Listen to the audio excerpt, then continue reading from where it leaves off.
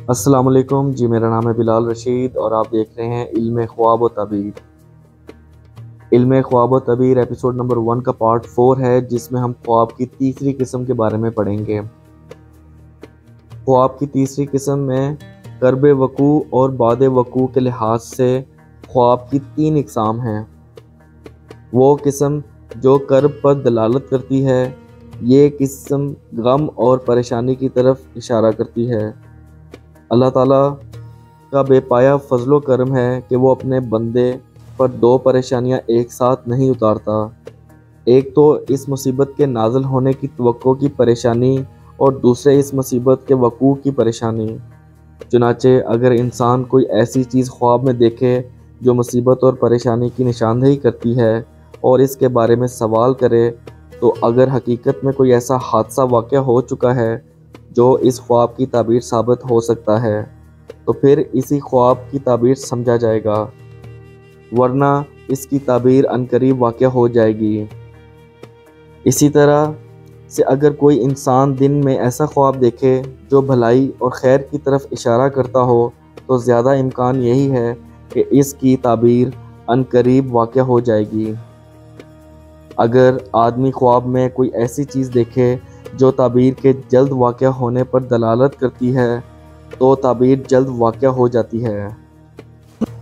جیسے سورہ یوسف میں بیان کردہ ساقی کا خواب، جس نے اپنے آپ کو باغ میں دیکھا تھا اور دیکھا کہ وہ انگور کی ایک خوبصورت بیل پر چڑھا ہوا ہے، جس کی 3 شاخیں ہیں اور ان پر انگور کے 3 گچھے لٹک رہے ہیں۔ وہ ان گچھوں کو توڑتا ہے اور ان کو بادشاہ کے گلاس میں نچوڑ کے ان کا عرق بادشاہ کو پلاتا ہے۔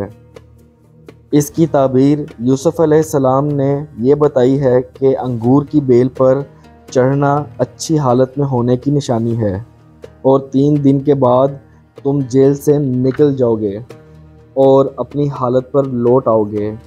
اس خواب میں آپ نے 3 ٹہنیوں سے ساقی کی جلد رہائی کی تعبیر لی۔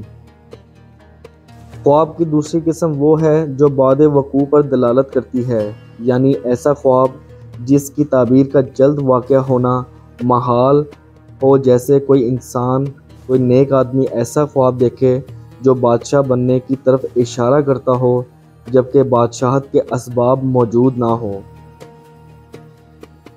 خواب کی ایک قسم وہ ہے جو کبھی قرب وقوع اور کبھی بعد وقوع پر دلالت کرتی ہے۔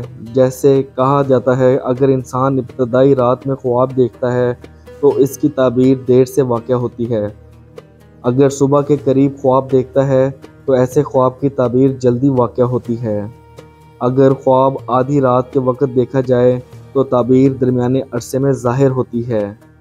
اس ضمن میں میرے تجربات اس کے خلاف ہیں۔ بعض دفعہ انسان رات کے ابتدائی حصے میں خواب دیکھتا ہے اور صبح سویرے ہی اس کی تعبیر ظاہر ہو جاتی ہے۔ بعض دفعہ خواب رات کے آخری حصے میں دیکھنے کے باوجود تعبیر دیر سے ظاہر ہوتی ہے۔ انشاءاللہ تعالی خوابوں کی چوتھی قسم کے ساتھ میں ایپیسوڈ نمبر 1 کے پارٹ 5 میں پھر حاضر ہوں گا۔ پلیز اس چینل کو سبسکرائب کیجئے، لائک کیجئے اور شیئر کیجئے۔ اپنا اور اپنے عزیز و اقارب کا خیال رکھیے۔ السلام علیکم۔